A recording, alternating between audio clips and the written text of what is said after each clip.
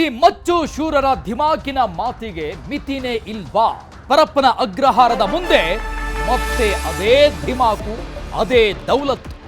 ಹಾಗಾದ್ರೆ ಇವರ ಧಿಮಾಕಿನ ಮಾತಿಗೆ ಇತಿ ಮಿತಿ ಇಲ್ವಾ? ಪರಪ್ಪನ ಅಗ್ರಹಾರದ ಮುಂದೆ ಮತ್ತೆ ಅದೇ ರೀತಿಯಾದಂಥ ಧಿಮಾಕು. ಜೈಲಿಗೆ ಹೋಗಿ ಬಂದ ಮೇಲೂ ಕೂಡ ವಿನಯ್ ಬುದ್ಧಿ ಕಲಿತಿಲ್ವಾ? ತಪ್ಪಿನ ಅರಿವಾದ ಮೇಲೆ ಈಗ ಪಶ್ಚಾತ್ತಾಪದ ಮಾತನಾಡಿರು ವಿನಯ್. ಮಚ್ಚಿನ ರೀಲ್ಸ್ನಿಂದ ನೋವಾಗಿದ್ರೆ ಕ್ಷಮೆ ಇರಲಿ ಅಂತ ಕೊನೆಗೂ ಕೂಡ ಬಹಿರಂಗವಾಗಿ ಈ ವ್ಯಕ್ತಿ ಕ್ಷಮೆ ಕೇಳಿದ್ದ. ಎರಡು ದೃಶ್ಯದಲ್ಲಿ ನೋಡ್ತಾ ಇದ್ದೀವಿ. ರಜತ್ ವಿನಯ್ ಮಚ್ಚ ಹಿಡಿದು ರೀಲ್ಸ್ ಮಾಡಿದ್ದು ಈ ಎಲ್ಲ ಬೆಳವಣಿಗೆಗೆ ಕಾರಣ ಆಗಿತ್ತು. ಈಗ ಜೈಲಿಗೆ ಹೋಗಿ ಬಂದ ಮೇಲೆ ಅವರು ಮಾತನಾಡಿರೋದು. ಮಾತಾಡೋಣ ಸರ್, ಎಲ್ಲರೂ ಸೇರಿಕೊಂಡು ಒಂದ್ಸಲಿ ಸಿಕ್ಕಿ ಕ್ಲೀನಾಗಿ ಏನೇನಿದೆ ಎಲ್ಲ ಮಾತಾಡೋಣ. Thank you. ಬಟ್ ಎಲ್ಲರೂ ತುಂಬ ಖುಷಿ ಆಯಿತು, ತುಂಬ ಸಪೋರ್ಟ್ ಮಾಡಿದ್ದೀರಾ. Thank you so much. ಮಾತಾಡೋಣ, ಎಲ್ಲ ಸಿಕ್ಬಿಟ್ಟು ಮಾತಾಡೋಣ ಸರ್, ಎಲ್ಲರೂ ಸೇರಿಕೊಂಡು ಒಂದ್ಸಲಿ ಸಿಕ್ಕಿ ಕ್ಲೀನಾಗಿ ಏನೇನಿದೆ ಎಲ್ಲ ಮಾತಾಡೋಣ. Thank you. ಬಟ್ ಎಲ್ಲರೂ ತುಂಬ ಖುಷಿ ಆಯಿತು, ತುಂಬ ಸಪೋರ್ಟ್ ಮಾಡಿದ್ದೀರಾ. Thank you so much. ಮಾತಾಡೋಣ, ಎಲ್ಲ ಸಿಕ್ಬಿಟ್ಟು ಮಾತಾಡೋಣ ಸರ್, ಎಲ್ಲರೂ ಸೇರಿಕೊಂಡು ಒಂದ್ಸಲಿ ಸಿಕ್ಕಿ ಕ್ಲೀನಾಗಿ ಏನೇನಿದೆ ಎಲ್ಲ ಮಾತಾಡೋಣ. Thank you. ಬಟ್ ಎಲ್ಲರೂ ತುಂಬ ಖುಷಿ ಆಯಿತು, ತುಂಬ ಸಪೋರ್ಟ್ ಮಾಡಿದ್ದೀರಾ. Thank you so much. ಮಾತಾಡೋಣ, ಎಲ್ಲ ಸಿಕ್ಬಿಟ್ಟು ಮಾತಾಡೋಣ ಸರ್, ಎಲ್ಲರೂ ಸೇರಿಕೊಂಡು ಒಂದ್ಸಲಿ ಸಿಕ್ಕಿ ಕ್ಲೀನಾಗಿ ಏನೇನಿದೆ ಎಲ್ಲ ಮಾತಾಡೋಣ. Thank you. ಬಟ್ ಎಲ್ಲರೂ ತುಂಬ ಖುಷಿ ಆಯಿತು, ತುಂಬ ಈ ಒಂದು ಬೈಟನ್ನು ಕೇಳಿಸ್ಕೊಳ್ತಾ ಇದ್ದೀವಿ. ವಿನಯ್ ಮಾತನಾಡಿರೋದು ಇದು. ಜೈಲಿಂದ ಹೊರಗೆ ಬಂದ ತಕ್ಷಣ ಬೇಲೇನು ಸಿಕ್ತಲ್ಲ, ಆಗ ಬಂದ ತಕ್ಷಣ ಏನಾದರೂ ಹೇಳ್ತೀರಾ ಸಾರ್ ಎಲ್ಲ ಬೆಳವಣಿಗೆಗೆ ಸಂಬಂಧಪಟ್ಟಂಗೆ ಅಂತ ಮೈಕ್ ಹಿಡಿದ್ರೆ ಈ ವ್ಯಕ್ತಿ ಮಾತಾಡೋಣ ಸಾರ್ ಆರಾಮಾಗಿ ಕುಳಿತುಕೊಂಡು ಅಂತ ದೌಲತ್ತಿಂದ ಮಾತನಾಡಿದ್ದು. ಈಗ ತಪ್ಪಿನ ಅರಿವಾದ ಮೇಲೆ ಪಶ್ಚಾತ್ತಾಪದ ಮಾತನಾಡಿದ. ಮಚ್ಚಿನ ರೀಲ್ಸ್ನಿಂದ ನೋವಾಗಿದ್ರೆ ಕ್ಷಮೆ ಇರಲಿ ಅಂತ ಈಗ ಕೇಳಿರು ವಿನಯ್. ಬಹಿರಂಗವಾಗಿ ಕ್ಷಮೆ ಕೇಳಿದ ವಿನಯ್ ಗೌಡ. ಆದರೆ ಜೈಲಿಂದ ಹೊರಗೆ ಬಂದ ತಕ್ಷಣ ಪರಪ್ಪನ ಅಗ್ರಹಾರದ ಹೊರಭಾಗದಲ್ಲಿ ಮಾಧ್ಯಮಗಳಿಗೆ ಕೊಟ್ಟಂತ ಹೇಳಿಕೆಯನ್ನು ಗಮನಿಸಿದ್ವಿ. ಯಾವ ರೀತಿಯಾದಂಥ ದೌಲತ್ತು, ಆ ರೌಡಿಸಮ್ನ ಲ್ಯಾಂಗ್ವೇಜ್ ಅದನ್ನು ಗಮನಿಸ್ತಾ ಇದ್ವಿ. ಕೊನೆಗೂ ಕೂಡ ಈಗ ಬಹಿರಂಗವಾಗಿಯೇ ಕ್ಷಮೆ ಕೇಳಿದ್ದ ವಿನಯ್ ಗೌಡ. ಏನ್ ಮಾತನಾಡಿದ್ರು ನೋಡಿ. ನಿಮ್ಮೆಲ್ಲರಿಗೂ ಗೊತ್ತಿರೋ ಹಾಗೆ ಒಂದು ಇನ್ಸಿಡೆಂಟ್ ಆಗಿದೆ. ಆ್ಯಂಡ್ ಈ ವಿಡಿಯೋ ಮಾಡ್ತಿರೋದು ಏನಕ್ಕೆಂದರೆ ಕರ್ನಾಟಕದ ಪ್ರತಿಯೊಬ್ಬರಿಗೂ ನನ್ನ ಕಡೆಯಿಂದ ಕ್ಷಮೆ ಕೇಳಬೇಕಾಗಿತ್ತು. ದಯವಿಟ್ಟು ಕ್ಷಮಿಸ್ಬಿಡಿ. ಕಳೆದ 4 ದಿನಗಳಿಂದ ನೀವು ಟಿ ವಿನಲ್ಲಿ ಯೂಟ್ಯೂಬ್ನಲ್ಲೆಲ್ಲ ನೋಡಿರ್ಬೋದು, ಒಂದು ಮಚ್ಚಿನ ಕತೆ ನಡೀತಾ ಇದೆ. ಅದಕ್ಕೋಸ್ಕರ ನಾನು ಕ್ಷಮೆ ಕೇಳಬೇಕಾಗಿತ್ತು. I am really sorry. Especially ನನ್ನ ಫ್ಯಾನ್ಸಿಗೆ, ನನ್ನ ಫ್ಯಾಮಿಲಿಗೆ, ಪ್ರತಿಯೊಬ್ಬರಿಗೂ ಸಾರಿ ಕೇಳಬೇಕು ಅಂತ ಈ ವಿಡಿಯೋ ಮಾಡ್ತಿರೋದು. ಮೊದಲನೇದಾಗಿ ನನ್ನಿಂದ ತೊಂದರೆ ಆಗಿರೋದು ನನ್ನ ಫ್ಯಾಮಿಲಿಗೆ, ನನ್ನ ಹೆಂಡತಿಗೆ, ನನ್ನ ಮಗನಿಗೆ ದಯವಿಟ್ಟು ಕ್ಷಮಿಸ್ಬಿಡಿ. ಅದಾದಮೇಲೆ ನನ್ನ ಸ್ನೇಹಿತರಿಗೆ ತುಂಬ ತೊಂದರೆ ಆಗಿದೆ. ಚೇತನ್, ಶಂಕರ್, ಸೀನಾ, ಸಾಕಷ್ಟು ಜನರು ದಿನ ರಾತ್ರಿ ಅಂತ ನೋಡ್ದಿರ ಜೊತೆಯಲ್ಲಿ ನಿಂತ್ಕೊಂಡು, ಪೊಲೀಸ್ ಸ್ಟೇಷನ್ ಹತ್ರ ನಿಂತ್ಕೊಂಡು, ಸೆಂಟ್ರಲ್ ಜೈಲ್ ಹತ್ರ ನಿಂತ್ಕೊಂಡು ನಮಗೋಸ್ಕರ ಕಾಯ್ಕೊಂಡಿದ್ದು ತುಂಬ ತುಂಬ ತುಂಬ ಹೆಲ್ಪ್ ಮಾಡಿದ್ದಾರೆ. ನಮ್ಮ ಅಕ್ಕ ಅಪರ್ಣಕ ಮತ್ತು ನಮ್ಮ ಭಾವ ತುಂಬ ಓಡಾಡಿದ್ದಾರೆ. ಈ ಒಂದು ಪ್ರಕರಣಕ್ಕೆ ತುಂಬ ಹೆಲ್ಪ್ ಮಾಡಿದ್ದಾರೆ. ಆ್ಯಂಡ್ ನನ್ನ ಪ್ರೀತಿಯ ಮಾಧ್ಯಮ ಮಿತ್ರರಿಗೆ ಕ್ಷಮೆ ಕೇಳಬೇಕಾಗಿದೆ. ದಯವಿಟ್ಟು ಕ್ಷಮಿಸ್ಬಿಡಿ. ನನ್ನಿಂದ ತಪ್ಪಾಗಿದೆ ಅಂದರೆ ಒಂದು ಮಾಡಬಾರ್ದಂಥ ಒಂದು ಮಚ್ಚನ್ನಿಟ್ಕೊಂಡು ಮಾಡಿರೋ ವಿಡಿಯೋ ಇಂದ ಇಷ್ಟೆಲ್ಲ ತೊಂದರೆ ಆಗಿತ್ತು. ಸೊ ದಯವಿಟ್ಟು ಕ್ಷಮಿಸಿ ನಿಮಗೆಲ್ಲ. ಬೆಂಗಳೂರಲ್ಲಿ ಬಿಬಿಎಂಪಿ ಕಸದ ಲಾರಿಗೆ ಬಾಲಕ ಬಲಿಯಾಗಿದ್ದ. ಈ ಸಿಟ್ನಿಂದ ಕಸದ ಲಾರಿಗೆ ಜನ ಬೆಂಕಿ ಇಟ್ಬಿಟ್ಟಿದ್ದ. ಹೆಣ್ಣೂರು ಸಂಚಾರಿ ಠಾಣಾ ವ್ಯಾಪ್ತಿಯಲ್ಲಿ ಈ ಒಂದು ದುರಂತ ಘಟನೆ ಸಂಭವಿಸಿದೆ. ಬಿಬಿಎಂಪಿ ಕಸದ ಲಾರಿಗೆ ಬಾಲಕ ಬಲಿ, 8 ವರ್ಷದ ಬಾಲಕ. ಅಲ್ಲಿದ್ದಂಥ ಸ್ಥಳೀಯರು ಆ ಘಟನೆಯನ್ನ ನೋಡಿ ಸಿಟ್ಟಿಗೆದ್ದು ಆಕ್ರೋಶ ಭರಿತರಾಗಿ ಆ ಕಸದ ಲಾರಿಗೆ ಬೆಂಕಿ ಹಚ್ಚಿದ್ದಾರೆ. ಹೆಣ್ಣೂರು ಟ್ರಾಫಿಕ್ ಪೊಲೀಸ್ ಸ್ಟೇಷನ್ನ ವ್ಯಾಪ್ತಿಯಲ್ಲಿ ನಡೆದಂತಹ ಘಟನೆ ಇದು. ಬೈಕ್ಗೆ ಡಿಕ್ಕಿ ಹೊಡೆದಿದೆ ಬಿಬಿಎಂಪಿ ಕಸದ ಲಾರಿ. ಮುಂದೆ ಹೋಗ್ತಾ ಇದ್ದಂಥ ಈ ಬೈಕ್ಗೆ ಡಿಕ್ಕಿ ಹೊಡೆಯುತ್ತೆ. ಬೈಕ್ನಲ್ಲಿದ್ದಂಥ ಬಾಲಕ ಐಮನ್ ಸ್ಥಳದಲ್ಲಿಯೇ ದುರ್ಮರಣ ಹೊಂದಿರೋದು. ಬಾಲಕನ ಫೋಟೋ ನೋಡ್ತಾ ಇದ್ದೀವಿ. ಮತ್ತೊಂದು ಕಡೆ ಆಕ್ರೋಶಭರಿತ ಜನ ಆ ಲಾರಿಗೆ ಬೆಂಕಿ ಇಟ್ಟಂತ ಮತ್ತೊಂದು ದೃಶ್ಯವನ್ನು ನೋಡ್ತಾ ಇದ್ದೀವಿ. ಈ ಲಾರಿ ಆ ಬಾಲಕನ ತಲೆ ಮೇಲೆ ಹತ್ತಿಳಿದಿದೆ. ಲೆಫ್ಟ್ ಸೈಡಲ್ಲಿ ಅವರು ಬೈಕ್ ಮೇಲೆ ತಂದೆ ಜೊತೆಗೆ ಈ ಬಾಲಕ ಹೋಗ್ತಾ ಇರ್ತಾನೆ ಬೈಕ್ನಲ್ಲಿ. ಹಿಂಬದಿಯಿಂದ ಬಂದಂಥ ಲಾರಿ ಡಿಕ್ಕಿ ಆಗುತ್ತೆ. ಕೆಳಗೆ ಬಿದ್ದಂಥ ಬಾಲಕನ ತಲೆ ಮೇಲೆ ಲಾರಿ ಹರಿಯುತ್ತೆ. ಸರ್, ಸುಮಾರು 12 ಗಂಟೆಗೆ ಅಪ್ಪ ಮತ್ತು ಮಗು ಅಡ್ಮಿಷನ್ ಮಾಡೋಕ್ಕೋಸ್ಕರ ಸ್ಕೂಲ್ಗೆ ಹೋಗ್ತಾಯಿದ್ರು. ಅನಮ್ ಲೇಔಟ್, ಸಾರಪಳ್ಳಿ ಅನಮ್ ಲೇಔಟ್ನಲ್ಲಿ ಅವ್ರು ಇರೋದು. ಅಲ್ಲಿಂದ ಅವರು ಹೆಗಡೆ ನಗರ ಸೈಡು ಹೋಗ್ತಾಯಿದ್ರು. ಅದ ನಂತರ ಈ ಡ್ರೈವರ್ ಇದ್ದಲ್ಲ, ಗಾಡಿ ಹಿಂಗೆ ಹೋಗ್ತಾ ಇದ್ದಿದ್ದು, ಅವರು ಹಂಗೆ ಹೋಗ್ತಾ ಇದ್ದಿದ್ದು. ಅವ್ರು ಮುಂದೆ ಇದ್ರು, ಹಿಂದ್ಗಡೆಯಿಂದ ಬಂದು ಇವನು ಅವ್ರಿಗೆ ಗುದ್ದಿರೋದು. ಇವನು ಅಷ್ಟೊಂದು ಕುಡ್ದಿದ್ದಾನೆ, ಇವನಿಗೆ ನಿಂತ್ಕೊಳಕ್ ಆಗ್ತಾ ಇಲ್ಲ. ಆ ಡ್ರೈವರ್ಗೆ ಅವನಿಗೆ ಜ್ಞಾನನೇ ಇಲ್ಲ ಓಡಿಸ್ತಾ ಇರೋದವನು. ಅದೇನೈತಂದ್ರೆ ಆಕ್ಸಿಡೆಂಟ್ ಆದ ತಕ್ಷಣ ಇಲ್ಲಿ ಜನಗಳೆಲ್ಲ ಸೇರ್ಬಿಟ್ರು. ಆ ಮಗು ಇತ್ತಲ್ಲ, ಆ ಮಗುದು ತಲೆ ಫುಲ್ಲು ಹೊಡೆದೋಗಿತ್ತು, ಚಟ್ನಿ ಆಗ್ಬಿಡ್ತು. ಈ ಸ್ಥಳದಿಂದ ನಮ್ಮ ಪ್ರತಿನಿಧಿ ಗಂಗಾಧರ್ ವಾಗಟ ಪ್ರತ್ಯಕ್ಷ ವರದಿ ಕೊಟ್ಟಿದ್ದಾರೆ ನೋಡಿ. ಬಿಬಿಎಂಪಿ ಕಸದ ಲಾರಿಗೆ ಮತ್ತೊಬ್ಬ ಬಾಲಕ ಸಾವನ್ನಪ್ಪಿರುವಂತಹ ಘಟನೆ ತಳಿಸಂದ್ರ ಸಂಚಾರಿ ಠಾಣಾ ವ್ಯಾಪ್ತಿಯಲ್ಲಿ ನಡೆದಿರುವಂತದ್ದು. ನಾವೀಗ ಘಟನಾ ಸ್ಥಳದಲ್ಲಿದ್ದೇವೆ. ಇಲ್ಲಿ ನೋಡಬಹುದು, ಇವತ್ತು ಮಧ್ಯಾಹ್ನ ಸುಮಾರು 12 ಗಂಟೆಯ ಸುಮಾರಿಗೆ ಐಮನ್ ಅಂತೇಳಿ 10 ವರ್ಷದ ಬಾಲಕ ತನ್ನ ತಂದೆ ಜೊತೆ ಸ್ಕೂಲ್ಗೆ ಅಡ್ಮಿಟ್ ಆಗೋಕೆ ಬೈಕಲ್ಲಿ ಹೋಗ್ತಾ ಇದ್ದ. ಇದೇ ಮಾರ್ಗವಾಗಿ ಬರುವಂತಹ ಸಂದರ್ಭದಲ್ಲಿ ಹಿಂಬದಿಯಿಂದ ಅತಿ ರ್ಯಾಶ್ ಆಗಿ ಬಂದಂತಹ ಬಿಬಿಎಂಪಿಯ ಕಸದ ಲಾರಿ ಡಿಕ್ಕಿ ಹೊಡೆದ ಪರಿಣಾಮ ನೆಲಕ್ಕೆ ಬಿದ್ದು ಟೈರಿನ ಅಡಿ ಸಿಲುಕಿ ಆತ ಬಾಲಕನ ತಲೆ ನಜ್ಗುಜ್ಜಾಗಿತ್ತು. ಸ್ಥಳದಲ್ಲೇ ಸಾವನ್ನಪ್ಪಿರುವಂತದ್ದು ನೀವು ನೋಡಬಹುದು. ಇಲ್ಲಿ ಬಿಬಿಎಂಪಿ ಕಸದ ಲಾರಿ ಆಕ್ಸಿಡೆಂಟ್ ಆಗಿರುವಂತದ್ದು. ಆದ್ರೆ ಈ ಒಂದು ಘಟನೆಯನ್ನು ನೋಡಿದಂತಹ ಸ್ಥಳೀಯರು ಎಲ್ಲರೂ ಕೂಡ ಆಕ್ರೋಶಗೊಂಡು ರೊಚ್ಚಿಗೆದ್ದು ಬಿಬಿಎಂಪಿ ಕಸದ ಲಾರಿಗೆ ಬೆಂಕಿಯನ್ನ ಹಾಕಿ ಆಕ್ರೋಶವನ್ನ ಕೂಡ ವ್ಯಕ್ತಪಡಿಸಿದ್ರು. ಇದು ಈ ಘಟನೆ ಉದ್ವಿಗ್ನ ಪರಿಸ್ಥಿತಿ ಆಗ್ತಾ ಇದ್ದಂತೆ ಸ್ಥಳಕ್ಕೆ ಭೇಟಿ ಕೊಟ್ಟಂತ ಹಿರಿಯ ಅಧಿಕಾರಿಗಳು ನಿಯಂತ್ರಣಗೊಳಿಸಲು ಸಾಕಷ್ಟು ಒಂದು ಪ್ರಯತ್ನವನ್ನ ಪಟ್ಟರು. ಈ ಒಂದು ನಿಟ್ಟಿನಲ್ಲಿ ನೋಡಬಹುದು, ತಣಿಸಂದ್ರದ ಮೇನ್ ರೋಡ್ ಏನಿದೆ ಸಂಪೂರ್ಣವಾಗಿ ಟ್ರಾಫಿಕ್ ಜಾಮ್ ಆಗಿರುವಂತದ್ದು. ನಾಗವಾರದಿಂದ ಹಿಡಿದು ತಣಿಸಂದ್ರದ ಮಾರ್ಗದುದ್ದಕ್ಕೂ ಕೂಡ ಹೆಚ್ಚು ಟ್ರಾಫಿಕ್ ಜಾಮ್ ಆಗಿದೆ. ಈ ಒಂದು ಸಂದರ್ಭದಲ್ಲಿ ಈಗ ಹಿರಿಯ ಅಧಿಕಾರಿಗಳು ಸ್ಥಳಕ್ಕೆ ಭೇಟಿ ಕೊಟ್ಟು ಪರಿಶೀಲನೆಯನ್ನ ಮಾಡಿದರೆ ಟ್ರಾಫಿಕ್ ಅನ್ನ ಕ್ಲಿಯರ್ ಮಾಡುವಂತ ನಿಟ್ಟಿನಲ್ಲಿ ಮುಂದಾಗಿರುವಂತದ್ದು. ಈಗಾಗಲೇ ಬಿಬಿಎಂಪಿ ಕಸದ ಚಾಲಕ ಏನಿದ್ದಾನೆ ಆತರನ್ನ ವಶಕ್ಕೆ ಪಡೆದು ವಿಚಾರಣೆ ಕೂಡ ಮಾಡಲಾಗ್ತಾ ಇರುವಂತದ್ದು. ಮತ್ತೆ ಈಗ ಸಂಬಂಧಪಟ್ಟಂತೆ ಪೊಲೀಸರು ಈಗ ಕ್ರಮ ಕೈಗೊಳ್ಳುವಂತ ನಿಟ್ಟಿನಲ್ಲಿ ಮುಂದಾಗಿದ್ದಾರೆ. ಮತ್ತೆ ಸ್ಥಳೀಯರೆಲ್ಲರೂ ಕೂಡ ಈ ಬಗ್ಗೆ ಆಕ್ರೋಶವನ್ನ ಕೂಡ ವ್ಯಕ್ತಪಡಿಸ್ತಾ ಇದ್ದಾರೆ. ಈ ರಸ್ತೆಯಲ್ಲಿ ನಾವು ಬಿಬಿಎಂಪಿ ಲಾರಿಗಳನ್ನ ಓಡಿಸೋದಕ್ಕೆ ಬಿಡೋದಿಲ್ಲ. ಬಿಬಿಎಂಪಿಯ ಕಸದ ಲಾರಿಯ ಚಾಲಕ ಇದ್ದಾರೆ, ಅವರು ಏನು ಡ್ರಿಂಕ್ ಅನ್ನ ಮಾಡಿ ಅವರು ಈ ರೀತಿ ಚಾಲನೆಯನ್ನ ಮಾಡ್ತಾರೆ. ಸಾವು ಅವರೇ ಹೊಣೆ ಆಗುವಂತದ್ದು. ಅವ್ರ ಬಗ್ಗೆ ಶಿಸ್ತು ಕ್ರಮವನ್ನ ಕೈಗೊಳ್ಳಬೇಕು ಅಂತೇಳಿ ಸಾಕಷ್ಟು ಆಕ್ರೋಶಭರಿತವಾಗಿ ಮಾತನಾಡ್ತಾ ಇರುವಂತದ್ದು. ಸಜ್ಜಾಗಿ ಟ್ರಾಫಿಕ್ ಪೊಲೀಸರು ಎಲ್ಲರೂ ಕೂಡ ಮುಂದಾಗ್ತಾ ಇರುವಂತದ್ದು. ಆ ಬಗ್ಗೆ ಕ್ರಮ ಕೈಗೊಳ್ಳುವ ನಿಟ್ಟಿನಲ್ಲಿ ಎಲ್ಲ ಕೂಡ ಮುಂದಾಗಿದ್ದಾರೆ. ಸದ್ಯ ನಮ್ಮ ಜೊತೆಯಲ್ಲಿ ಈಗ ಟ್ರಾಫಿಕ್ ಡಿಸಿಪಿ ಅವರು ಸಿರಿಗೌರಿ ಇದ್ದಾರೆ, ಅವರನ್ನೇ ಮಾತಾಡಿಸ್ತೀನಿ. ಈ ಒಂದು ಘಟನೆ ಬಗ್ಗೆ ಅವರನ್ನ ಮಾತಾಡಿಸ್ತೀನಿ ಅಂತ. ಮೇಡಮ್, ಈ ಒಂದು ಘಟನೆ ಎಷ್ಟೊತ್ತಿಗೆ ಆಗಿದ್ದು ಮತ್ತೆ ಏನು ರೀಸನ್? ಸರಿ, ಸುಮಾರು 12 ಗಂಟೆಲಿ ಈ ಬಿಬಿಎಂಪಿ ಕಸದ ಲಾರಿ ಬಂದು ಈ ಮಗು ತಂದೆ ಜೊತೆ 2 ವೀಲರ್ ಅಲ್ಲಿ ಹೋಗ್ತಾ ಇದ್ದಾಗ ಹಿಂದೆಯಿಂದ ಗುದ್ದಿದ್ದಾರೆ. ಗುದ್ದಿ ಮಗು ಅಲ್ಲೇ ಸ್ಪಾಟ್ ಅಲ್ಲಿ ತೀರೋಗಿದೆ. ರೀಗಲ್ ಹಾಸ್ಪಿಟ್ಲಿಗೆ ಶಿಫ್ಟ್ ಮಾಡಿದೆ. ತಂದೆ ಅಲ್ಲೇ ಇದ್ದಾರೆ. ಮತ್ತೆ ಇಲ್ಲಿ ಸ್ವಲ್ಪ ಜನ ರೋಷಕ್ಕೆ ಎದ್ದು ಲಾರಿಗೆ ಸ್ವಲ್ಪ ಬೆಂಕಿ ಇಟ್ಟಿದ್ರು. ಈಗ ಏನ್ ಟೈರಿಗೆ ಮಾತ್ರ ಆಗಿದ್ದು, ಈಗ ಸರಿ ಹೋಗಿದೆ. ತಗೊಂಡಿದ್ರು, ಹಾಸ್ಪಿಟಲ್ ಅಲ್ಲಿ ಇದ್ದಾನೆ ಅವನು. ಇದು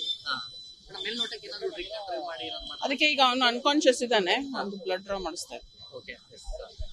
ಇದಿಷ್ಟು ಟ್ರಾಫಿಕ್ ಡಿಸಿಪಿ ಅವರ ಒಂದು ಮಾತಾಗಿರುವಂತದ್ದು. ಕ್ಯಾಮರಾ ಪರ್ಸನ್ ನೂರ್ ಜೊತೆ ಗಂಗಾಧರ್ ವಕ್ತ, ನ್ಯೂಸ್ 18 ಬೆಂಗಳೂರು. ಬೈಕ್ಗೆ ಬಿಬಿಎಂಪಿ ಕಸದ ಲಾರಿ ಡಿಕ್ಕಿ ಆಗಿರೋ ಕಾರಣದಿಂದ 8 ವರ್ಷದ ಬಾಲಕ ಐಮನ್ ಮೃತಪಟ್ಟಿರೋದು. ಈ ಸಾವಿಗೆ ಯಾರು ಹೊಣೆ ಅನ್ನುವಂಥ ಪ್ರಶ್ನೆ ಈಗ ಕಾಡ್ತಾ ಇದೆ. ಯಾಕಂದ್ರೆ ಒಂದು ಗಂಭೀರವಾದಂಥ ಆರೋಪ ಇರುವಂಥದ್ದು, ಈ ಕಸದ ಲಾರಿಗಳನ್ನು ಓಡಿಸುವಂಥ ಡ್ರೈವರ್ಸ್ಗಳು ಪ್ರತಿನಿತ್ಯ ಬೆಳಗಾದ್ರೆ ಕುಡಿದೇ ಗಾಡಿ ಓಡಿಸ್ತಾರೆ, ಲಾರಿಗಳನ್ನು ಓಡಿಸ್ತಾರೆ ಅನ್ನುವಂತಹ ಗಂಭೀರ ಆರೋಪ ಇದೆ. ಅಲ್ಲಿರುವಂಥ ಪ್ರತ್ಯಕ್ಷದರ್ಶಿಗಳು ಕೂಡ ಇದನ್ನೇ ಹೇಳ್ತಾ ಇದ್ರು. ಆ ವ್ಯಕ್ತಿಗೆ, ಆ ಲಾರಿ ಡ್ರೈವರ್ಗೆ ನಿಂತ್ಕೊಳ್ಳೋಕೆ ಆಗ್ತಾ ಇರಲಿಲ್ಲ. ಅಷ್ಟರ ಮಟ್ಟಿಗೆ ಕುಡಿದಿದ್ದ, ಅವನ ಅಚಾತುರ್ಯದ ಚಾಲನೆಯಿಂದಾನೇ ಈ ಒಂದು ಘಟನೆ ನಡೆದಿದೆ ಅಂತ.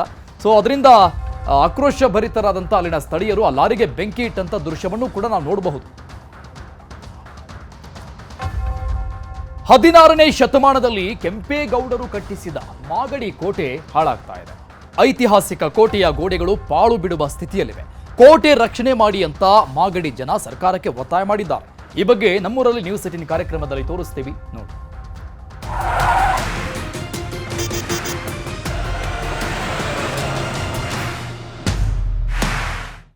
ನಮಸ್ತೆ ವೀಕ್ಷಕರೇ, ನ್ಯೂಸ್ 18ನ ವಿಶೇಷ ಕಾರ್ಯಕ್ರಮಕ್ಕೆ ಎಲ್ಲರಿಗೂ ಕೂಡ ಸ್ವಾಗತ.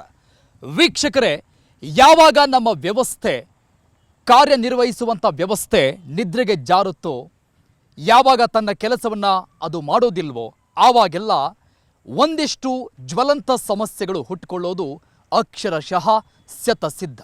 ಇಂತಹ ಸಮಸ್ಯೆಗಳನ್ನು ಬೆನ್ನತ್ತಿರುವಂತಹ ನಿಮ್ಮ ನ್ಯೂಸ್ 18 ಕನ್ನಡ ಮತ್ತೊಮ್ಮೆ ಅಂತಹದ್ದೇ ಸಮಸ್ಯೆ ಮೇಲೆ ಬೆಳಕು ಚೆಲ್ಲುವಂತಹ ಕೆಲಸವನ್ನು ಮಾಡ್ತಾ ಇದೆ. ಇದು ಇವತ್ತಿನ ವಿಶೇಷ ಕಾರ್ಯಕ್ರಮ ನಮ್ಮೂರಲ್ಲಿ ನ್ಯೂಸ್ 18. ನಾನು ಅರುಣ್ ಹುಗಾರ್.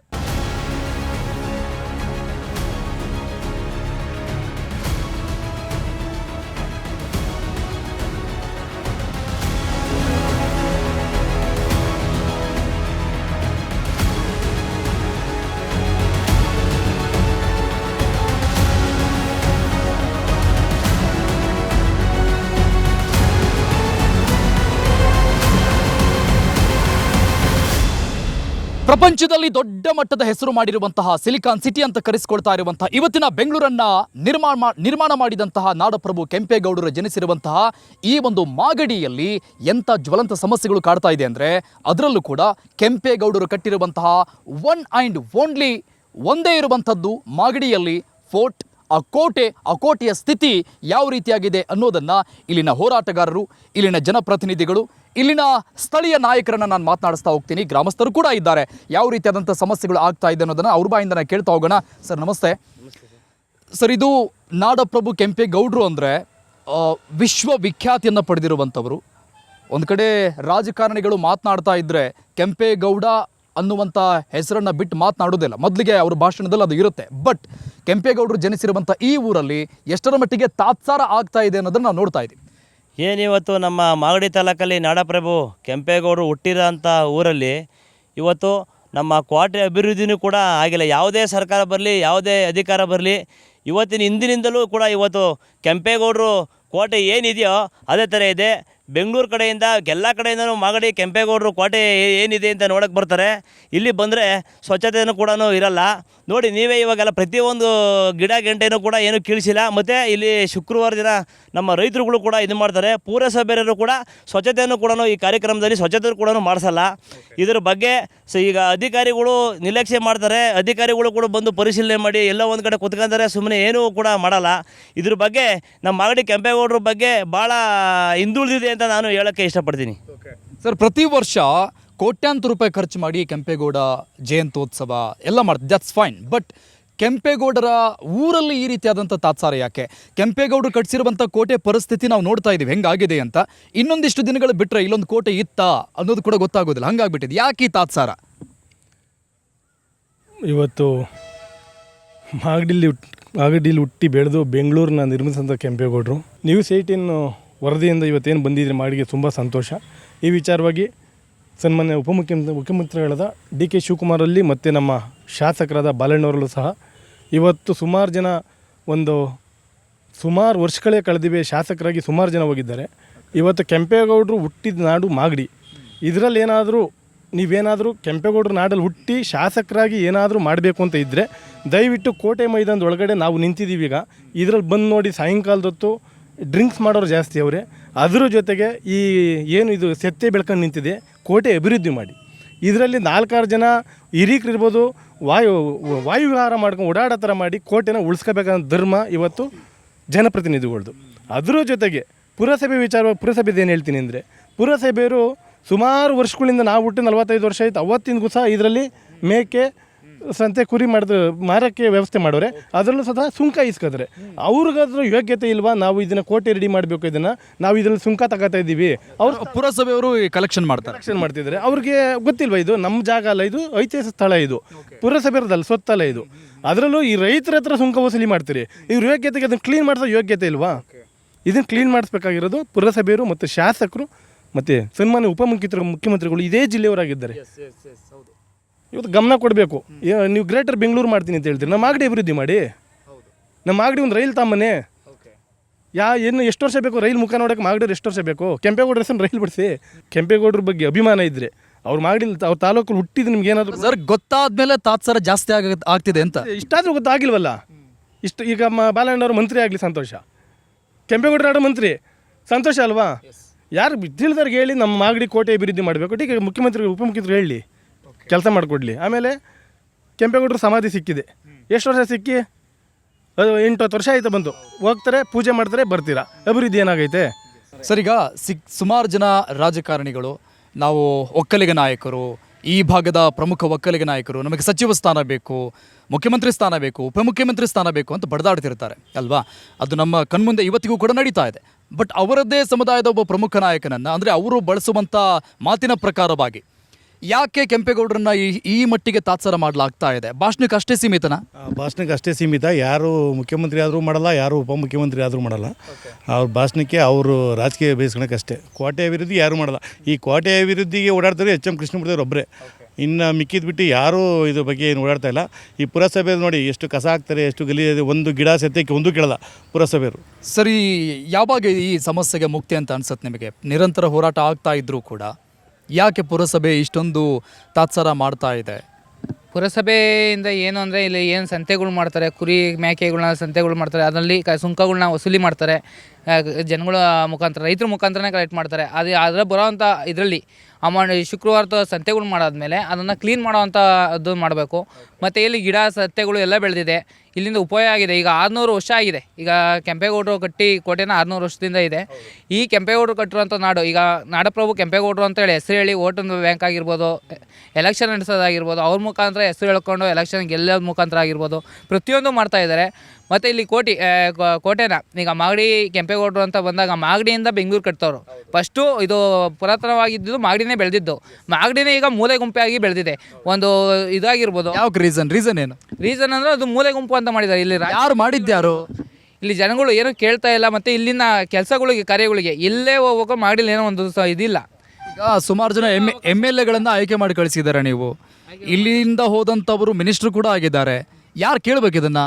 ಇನ್ನು ಜನಗಳೇ ಕೇಳಬೇಕು. ಜನಗಳು ಮುಂದೆ ಬರ್ತಿಲ್ಲ. ಏನಾಗಿದೆ, ಬೆಂಗಳೂರು ಹತ್ರ ಇದೆ, ಬೆಂಗಳೂರು ಹೋಗ್ತಾರೆ ಕೆಲಸಕ್ಕೆ. ಇಲ್ಲಿ ಮೂಲ ಅಂದಾಗೆ ಇಲ್ಲಿ ಒಂದು ಕೆಲಸ ಅನ್ನೋದೇ. ಸರ್, ಈಗ ನೀವು ಓಟ್ ಹಾಕಿದಂಥವ್ರು ಏನು ಮಾಡ್ತಿದ್ದಾರೆ?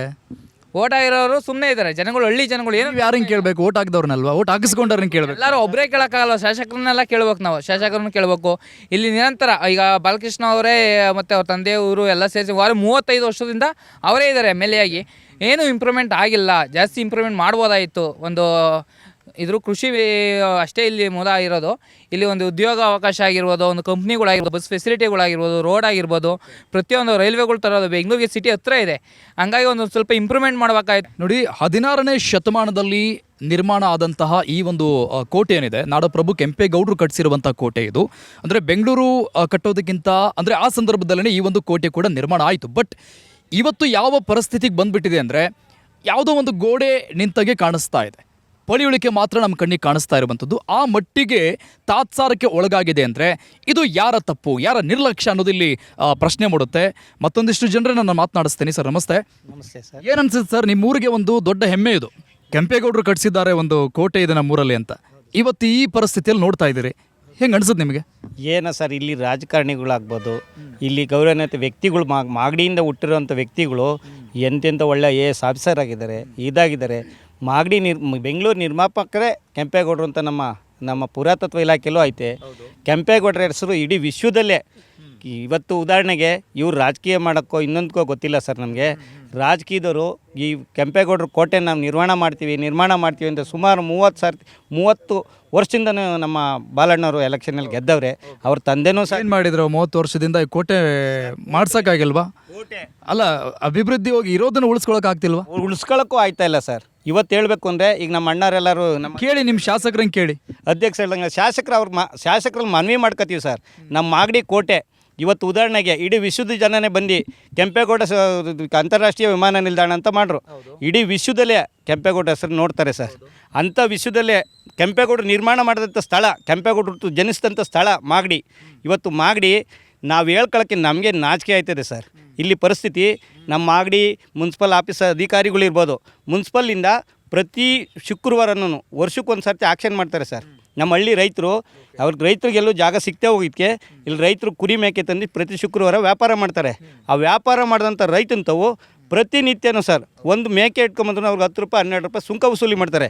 ಸುಂಕ ವಸೂಲಿ ಮಾಡಿ ಮುನ್ಸಿಪಲ್ಗೆ ಅಭಿವೃದ್ಧಿಗೆ ತಗೋತಾರೆ ವಿನಃ ಮಾಗಡಿ ಕೋಟೆ ಇಷ್ಟು ಕೆಟ್ಟ ಗತಿಯಾಗಿ ಕೂತದೆ.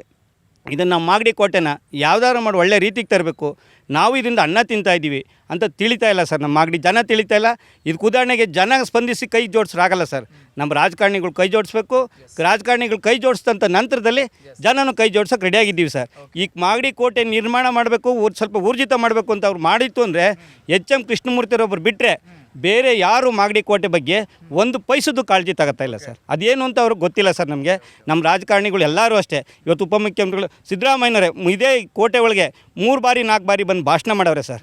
ನಿಮ್ಮ ಮಾಗಡಿ ಕೋಟೆ ನಾನು ಪ್ರಥಮ ದರ್ಜೆಗೆ ತಗೊಂಡಿಳಿಸ್ಬಿಡ್ತೀನಿ. ಸಿದ್ದರಾಮಯ್ಯ? ಹೌದು ಸರ್. ಇದೇ ಎಲೆಕ್ಷನ್ ಟೈಮಲ್ಲಿ ಇದೇ ಕೋಟೆ ಸ್ಥಳದೊಳಗೆ ರಾಜಕೀಯ ಫಂಕ್ಷನ್ ಹಾಕಿ ಪೆಂಡಲ್ ಹಾಕಿ ಈ ಜಾಗದಲ್ಲಿ ಸರ್ ಇದೇ ಜಾಗದಲ್ಲಿ ಮಾಡವ್ರೆ ಸರ್. ಏನು ಹೇಳಿದ್ರು ಸರ್ ಸಿದ್ದರಾಮಯ್ಯ? ಸಿದ್ದರಾಮಯ್ಯ ಬರ್ತಾರೆ, ಭಾಷಣ ಮಾಡ್ತಾರೆ, ಬೈತಾರೆ. ಇಲ್ಲಿ ಅಭಿವೃದ್ಧಿ ಏನೂ ಇಲ್ಲ. ಓಟ್ ಹಾಕಿ ಬಂದೆಲ್ಲ ರಿಪೇರಿ ಮಾಡಿಸ್ಬಿಡ್ತೀನಿ ಅಂತ ಹೇಳಿದ್ರಾ? ಅದೇ ಭಾಷಣ ಮಾಡ್ಬಿಟ್ಟು ಹೋಯ್ತಾರೆ, ಏನೂ ಹೇಳಲ್ಲ. ಕೆಂಪೇಗೌಡರು ಕಟ್ಸಿರುವಂಥ ಕೋಟೆ ಇವತ್ತು ಬಿದ್ದೋಗ್ತಿದೆ ಅಂದರೆ ಪಾಳು ಬೀಳ್ತಾ ಇದೆ. ರಾತ್ರಿ ಆದರೆ ಕೂತ್ಕೊಂಡು ಕುಡಿಯುತ್ತಾರೆ, ಬಂದು ಅನೈತಿಕ ಚಟುವಟಿಕೆ ಮಾಡ್ತಾರೆ. ಏನು ಹೇಳ್ತೀರಾ ಸರ್? ಏನು ಅನ್ಸುತ್ತೆ ನಿಮಗೆ? ಸರ್, ನಾವು ರೈತರ ಸಂಘದಿಂದ ಸುಮಾರು ಸಾರಿ ಹೋಗಿ ನಮ್ಮ ಇದರಲ್ಲಿ ಪಂಚಾಯತಿ ಇದರಲ್ಲಿ ಕೇಳಿದ್ರು ಕೂಡ ಇಲ್ಲಿ ಇಷ್ಟೆಲ್ಲ ಇದು ಮಾಡ್ತೀರಾ, ಯಾವುದಾದ್ರೂ ಒಂದು ನಿರ್ಮಾಣ ಮಾಡಬೇಕು ಅಂತ ನಮ್ಮ ಲೋಕೇಶ್ ಅಧ್ಯಕ್ಷರಲ್ಲಿ ಕೇಳ್ಕೊಂಡ್ರು ಕೂಡ ಯಾವ ಇದನ್ನು ಮುನ್ಸಿಪಲ್ನವ್ರು ಯಾವುದೂ ಕೈಗೆ ಎತ್ಕೊಂಡಿಲ್ಲ. MLA ಅವರು ಕೂಡ ಇದನ್ನು ಗಮನಕ್ಕೆ ತಗೊಂಡಿಲ್ಲ. ಇದಕ್ಕೆ ಇದನ್ನು ಒಂದು ಕಾರ್ಯರೂಪಕ್ಕೆ ತರಬೇಕು ಅಂತ ಹೇಳಿ ನಾವು ಮನವಿ ಮಾಡ್ಕೊತೇವೆ. ಈಗ ಕೆಂಪೇಗೌಡರು ಕೇವಲ ಭಾಷಣಕ್ಕೆ ಸೀಮಿತ ಆಗಿಬಿಟ್ರಾ ಅಂತ ಅನಿಸ್ತಾ ಇದೆ.